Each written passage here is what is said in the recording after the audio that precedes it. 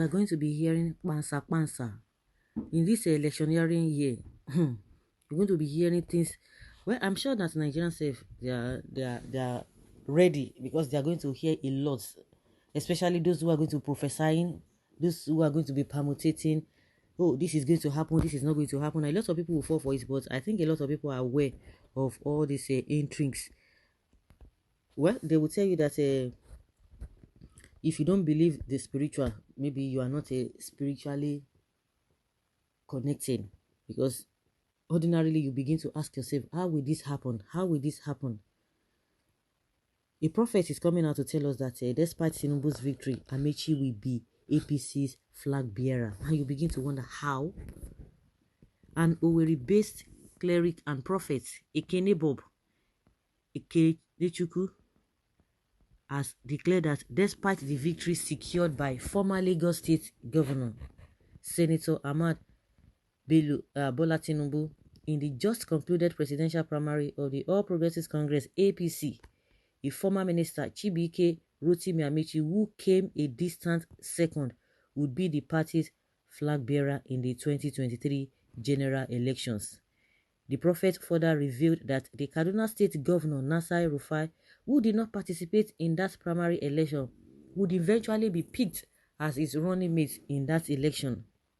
Prophet Ekechukwu had previously given prophecies which came to pass.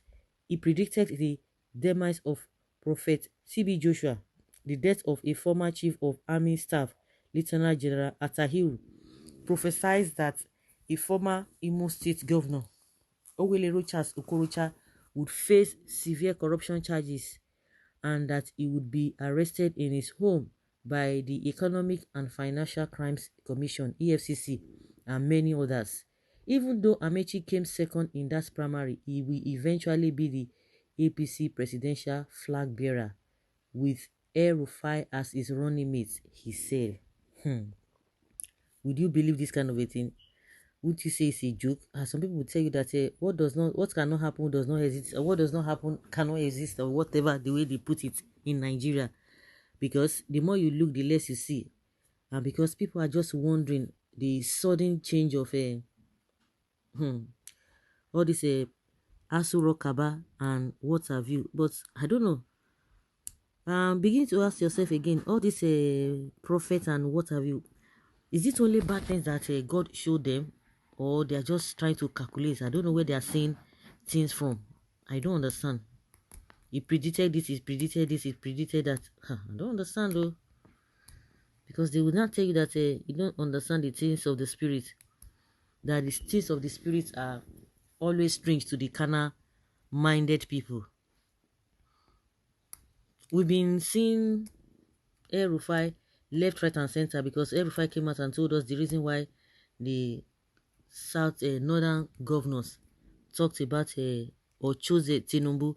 And again, this with this issue of a Muslim ticket, we've been seeing the handwriting on the wall, because people are now saying that El-Rufai wants to be the vice president to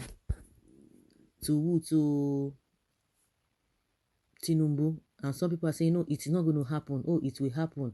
And if you know the abracadabra that played out before the emergence of Tinubu, you'll be wondering overnight everything just turned around, and people are saying they don't trust that kind of victory.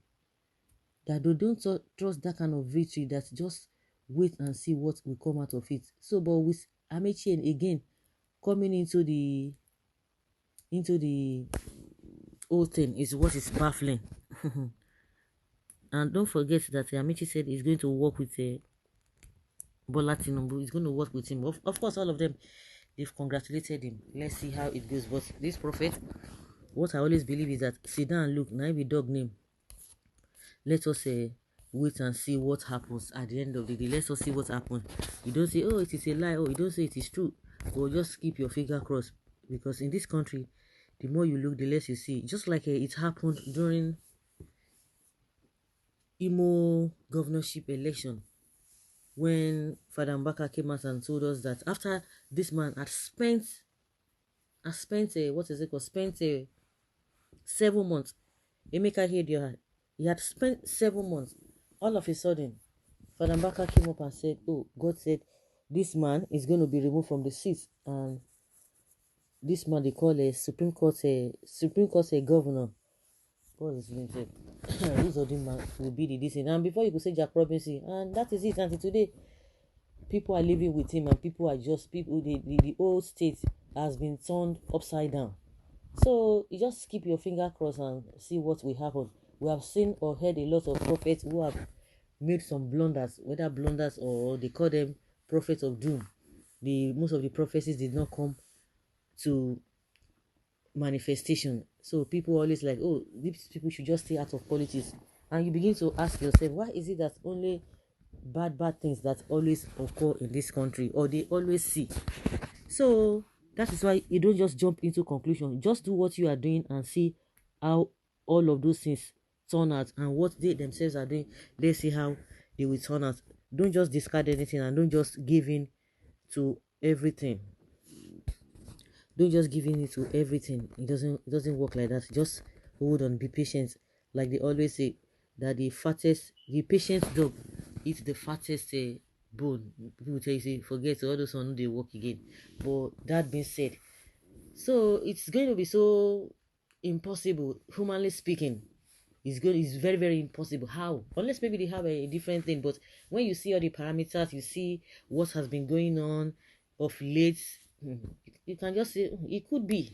Because there are some things that you will getting some sign that this thing could really turn this way, it could turn the other way. Let's watch and see. But when it comes to the issue of a El-Rufai trying to be vice president for anybody, even for this man, if for Tinubu, El-Rufai wants to be vice president, and that is why he's talking about a Muslim ticket, that it does not matter. That it doesn't matter. Don't just bother about that. It has happened in his state. So nobody should be thinking of it's not going to be possible. That if it happens, heaven will not fall. And people have tried, I've told them, just try it and see. Try and see and test the Lord and know whether it's good or not. Just test it.